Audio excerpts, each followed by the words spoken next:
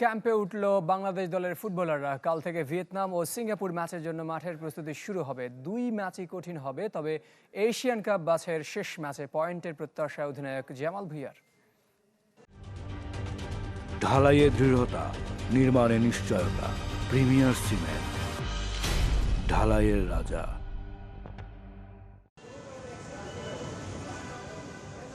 বছরের প্রথম জাতীয় দলের মিশন, এবারও ক্যাম্পে ঈদ কাটবে ফুটবলারদের।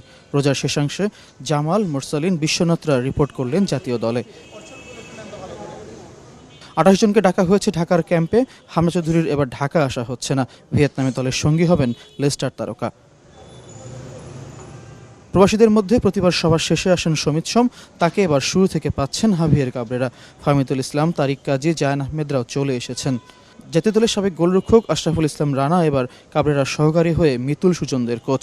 ইনজুরি কাটিয়ে বিশ্বনাথের মতো সিনিয়র ফুটবলারের ফেরা জামালের কাছে বিশেষ। তবে কার্যটিলতায় থাকা তবু বর্মন ও রাকিব হোসেনকে মিস করবে দল। জিকোকে না রাখার কারণও ব্যাখ্যা করেছেন হেড কোচ। আমার খুব ভালো লাগতেছে, কারণ বিশ্বনাথ আমার সাথে অনেক বছর ছিল, আমার সাথে ছিল। সো উনি ইনজার্ড হয়েছে আই থিঙ্ক 2024। তপু রাকিবকে মিস করব, তবে ওই পজিশনগুলোতে তরুণ ফুটবলারদের জন্য নিজেকে প্রমাণের সুযোগ। ভবিষ্যৎ চিন্তা করে জিকোর তুলনায় শ্রাবণকে সুযোগ দেওয়াটা আমার কাছে প্রাসঙ্গিক মনে হয়েছে। এখানে দায়িত্ববোধের বিষয়ও আছে। দুই অ্যাওয়ে ম্যাচে 26 মার্চ ভিয়েতনাম আর 31 মার্চ সিঙ্গাপুরের মুখোমুখি হবে বাংলাদেশ। বর্তমান চুক্তি শেষ হওয়ার আগে হাভিয়ের কাবরেরার শেষ ম্যাচ।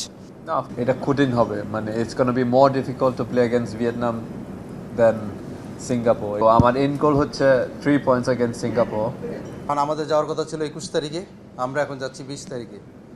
তো জানি না এই পর্যন্ত, এখন পর্যন্ত যেটা আছে ফ্লাইট যদি চেঞ্জ না হয় তাহলে আমরা এই 20 তারিখ ফ্লাইটে যাচ্ছি।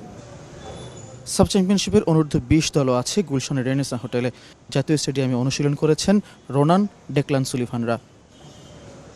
ফয়জুল ইসলাম, চ্যানেল 24, ঢাকা।